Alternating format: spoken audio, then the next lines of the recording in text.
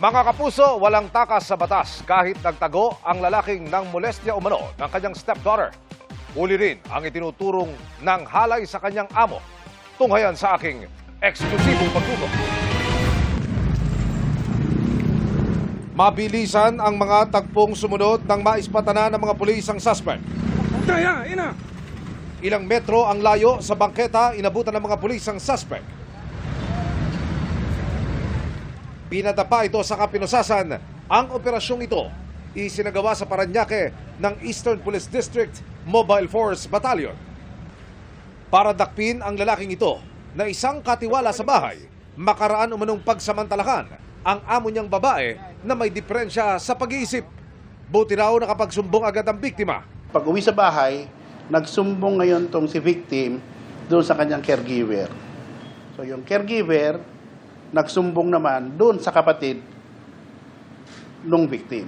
Kaya naaresto agad itong si suspect. No comment ang suspect.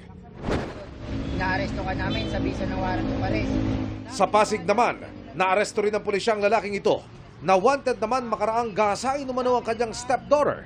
Nangyari yan way back February 2002. So yung biktima natin noon is 13 years old pa lang siya noon. So ang suspect natin doon is yung kinakasama nung nanay.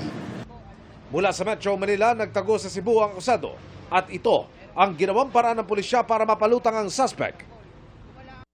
Intel operatives natin is nagpanggap sila na contractor because itong suspect natin foreman pala ito. Usap-usap sila na may ipapagawang proyekto. Wala rin komento ang suspect.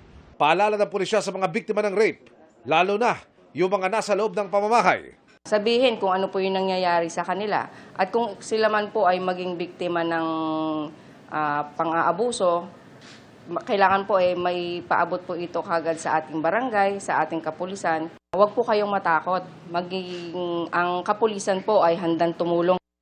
Emil Sumangil, nakatutok, 24 oras.